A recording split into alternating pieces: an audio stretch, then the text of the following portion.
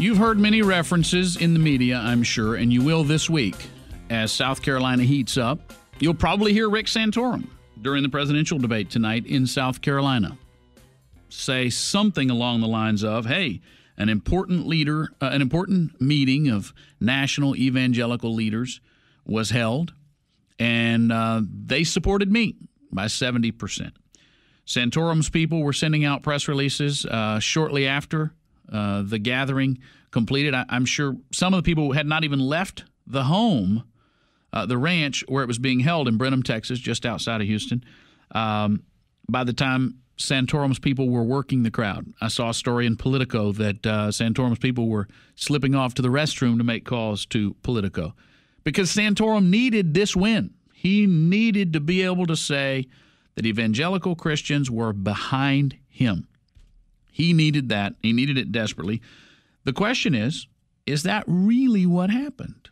Well, we have the host of, we have the owner of that ranch and the host of the gathering, Judge Paul Pressler, as our guest. Thanks for staying with us. I promise this will be the last one. Promise. It's a pleasure, Michael, being with you. Judge, I was just doing some reading during the break, and I know there's always going to be nonsense after things, and people are going to try to spin, and obviously some of the other candidates have a reason to spin, but the Washington Times, not exactly a liberal paper, Washington Times is reporting activists say pro-Santorum vote was rigged. Let me just read to you what they said, and you can tell me if this is true or not. He says, in back-and-forth emails, Protestant fundamentalist leaders who attended, most of them backing House Speaker Newt Gingrich to be the anti-Romney candidate, are accusing Catholic participants of conniving to rig the vote. They say, this is the Protestant fundamentalists, that they were conned into leaving after the second ballot on Saturday. They say that pro-Santorum participants held a third ballot in which Santorum won with 70% of the vote, far higher than the 9-vote margin he won on the first ballot. And then some folks that refuse to be named say that they believe that the vote was manipulated. And in fact, one participant says he saw another participant writing Santorum's name on 4 separate ballots and putting them in the ballot box. They're calling on Bob Fisher, a leader of the proceedings, to hold a recount. Is there any merit to that? Absolutely none whatsoever. It is people that did not have the meeting go the way they wanted to, that are spinning it and lying about it. First of all, how did they know that people were slipping out to go to the bathroom and use their cell phones? That makes a good story, but it doesn't have any truth in it whatsoever. How was the vote manipulated? It was told at the beginning that we would have several votes until we had a consensus vote.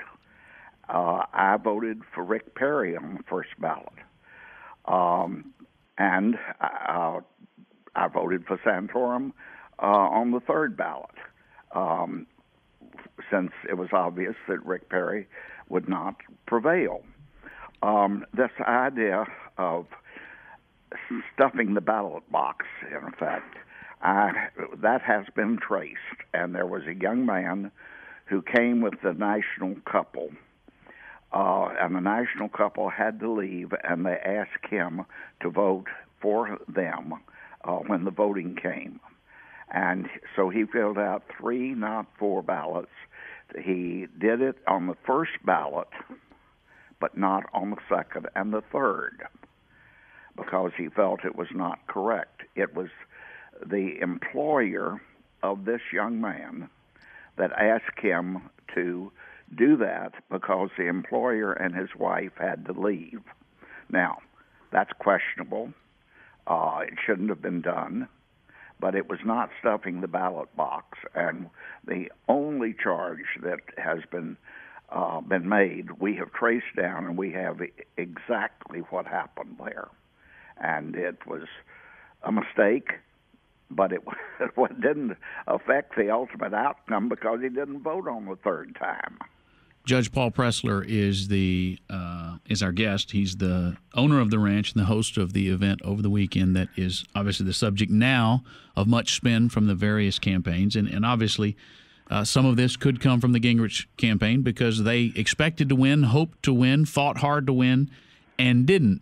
Is it fair to say, Judge Pressler, that And for those of you who don't know, Paul Pressler is a retired judge, and from the day I've known him, everybody I knew referred to him as Judge Pressler, and I always have, so if anyone's wondering.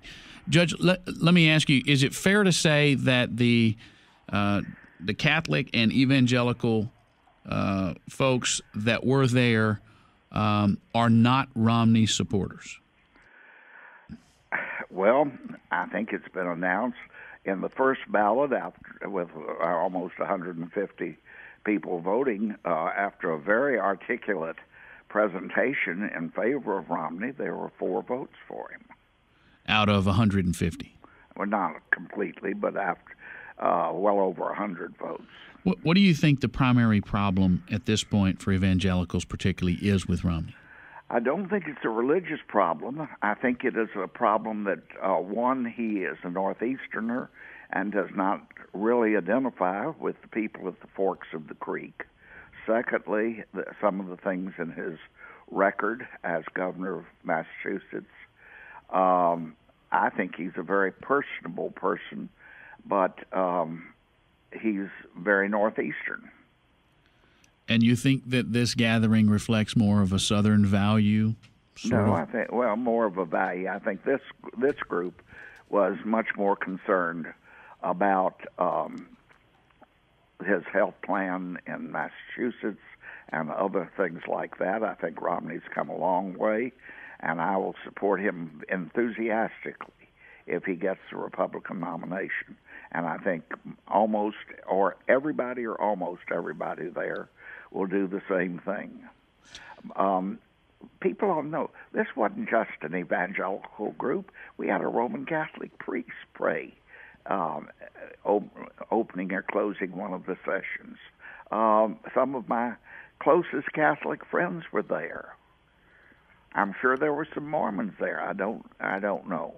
Judge Pressler, if you were to say what we can expect in the coming year, I mean, I think most people in this country recognize the trouble we're in, and I think a lot of people recognize how bad an Obama second presidency could be for our economy, our way of life, our culture, our standing in the world. With that in mind, I have long decried the fact that some pastors, particularly liberal pastors, and frankly, black pastors with all black congregations, will preach politics from the pulpit. I've seen it.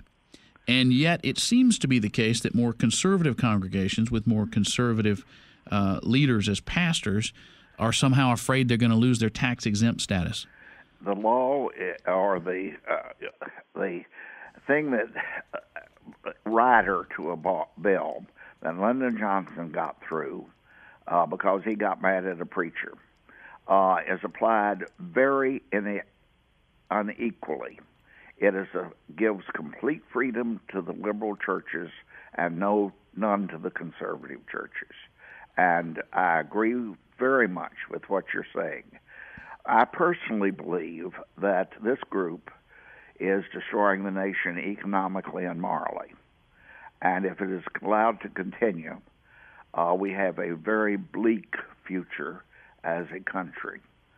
I travel a great deal, and I see what's going on in the world, and I shudder to think what is coming to America if we don't stop this right now. Do you think that we can expect more involvement politically from particularly evangelical Christians over the next year during this election? I have never seen evangelicals so aroused as I have beginning in 2010 with the election. People just are really concerned, and I think we're going to see greater participation than ever before. For the first time in my life, here I am, a person that spent 25 years in elective office, always elected as a Democrat.